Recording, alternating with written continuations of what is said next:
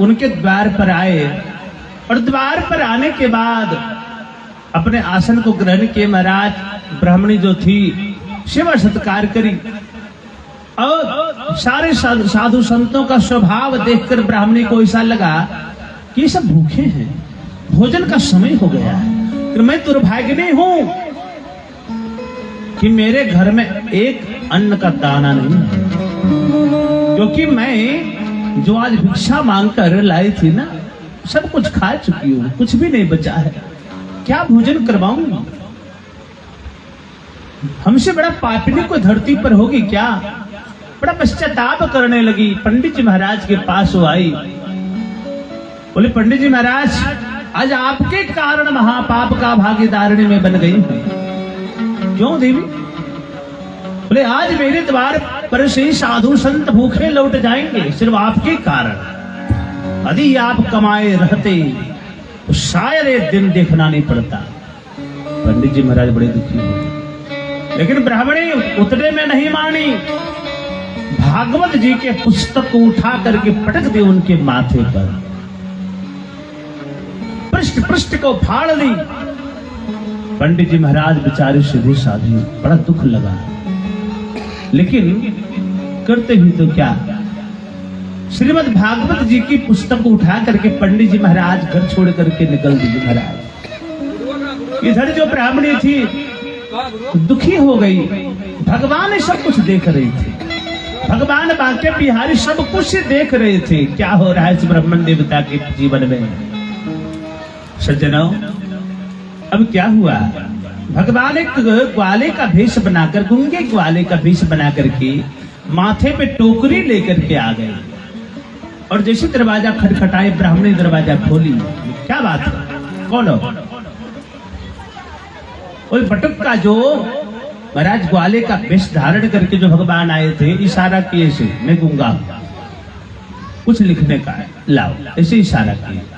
देवी जी समझ गई ब्राह्मणी, और ब्राह्मणी जो है पृष्ठ और लेखनी लेकर के आ गई। महाराज उसमें लिख दिए कि मैं आपके पतिदेव का मालिक हूं और तुम्हारे पतिदेव जो है ना मेरे यहाँ नौकरी करते थे, बहुत दिन से तनख्वाह कुछ नहीं मांगे, तो मुझे लगा शायद आज इनको कुछ जरूरत पड़ गई होगी, इसलिए मैं उनका तनख्वाह के रूप में टोकरी में कुछ उनकी मेहनत ताना लाया। ठीक है महाराज, तो मान गए।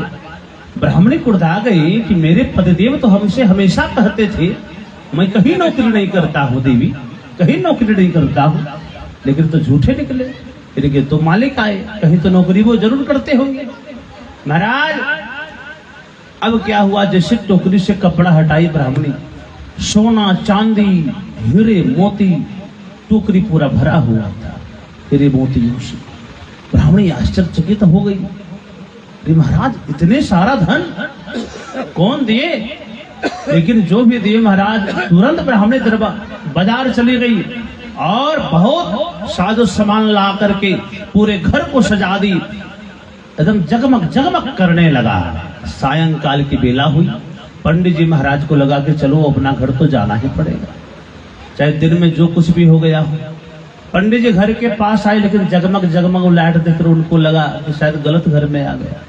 खाने का ठिकाना जिस घर में नहीं हो वहां ऐसी कल्पना करना तो असंभव है। महाराज लौट गए, दरवाजा खटखटाए, ब्राह्मणी दरवाजा खोली, अपने हाथों में आरती की सोने की थाली में आरती लेकर के। पंडित जी बोले क्या बात है देवी, कहां से अचानक इतना परिवर्तन? नहीं महाराज आप तो झूठे निकले, आप तो नौकरी करते थे। फिर आप गजब बात कर रहे हो देवी, मैं तो कह रहा हूं बार बार कि मैं कहीं नौकरी नहीं करता हूं। तो नहीं महाराज आपके मालिक आए थे, गूंगे है ना? तो महाराज गूंगे है कि बहरे हमको पता ही नहीं है ना, फिर नौकरी करूं तब तो बताऊं। नहीं महाराज कुछ नहीं, बताओ क्या बताए हो? तो कुछ नहीं महाराज, तो लिख के दिए हैं। तो देखिए महाराज, पंडित जी महाराज की आंखों से झरझर अश्रु की धारा बह रही है। उसमें अक्षर अक्षर में पंडित जी महाराज को गोविंद का दर्शन होने लगा। बोले देवी आपके दरवाजे पर कोई और नहीं, साक्षात गोविंद आए थे देवी, साक्षात गोविंद आए थे। और यह जो धन है सोना चांदी हीरा मोती ये कोई और नहीं साक्षात गोविंद दिए थे देवी। आप धन्य हैं, लेकिन आप समझ नहीं पाए उस भगवान को, देख नहीं पाए उस भगवान को। सज्जनों, जगत मजूरी देत है क्यों राखे गोविंद। संसार में आप खड़ते हैं तो मजदूरी मिलता है, क्या वो भगवान रखेंगे? उनका भजन करिएगा तो, उनका नाम जपिएगा तो आपका मजदूरी वो भी नहीं रखने वाले, वो लौटाएंगे। भगवान कभी रखते किसी का नहीं, उन्हीं के बदौलत तो हम लोग का जीवन चल रहा है। हनुमान जी महाराज की कृपा है, अगर पवन देव न चले तो कोई श्वासा ले पाएगा। हम लोग 4 दिन पूजा करते हैं, 5वां दिन कहते हैं अब कुछ नहीं, 6 महीना कुछ नहीं, 6 महीना सिर्फ पार्टी मौज मस्ती। अगर पवन देव सोच लिए कि महाराज हम भी छुट्टी में जाऊंगा, 1 महीना के लिए हमको जाना है, महाराज क्या हाल होगा? सारे प्राणी का गोविंदाय नमः हो जाए। सूर्य भगवान अगर छुट्टी ले लिए तो सारा त्रिलोकी अंधकारमय खत्म समाप्त। तो महाराज सब कुछ परम पिता परमात्मा की एक भक्त की तरफ से भगवान के चरणों में दान समर्पित हुआ। भगवान के बाल बच्चों को स्वस्थ रखें, इनके बाल बच्चे अपने माता पिता का नाम रोशन करें। बोल वृंदावन बिहारी लाल की।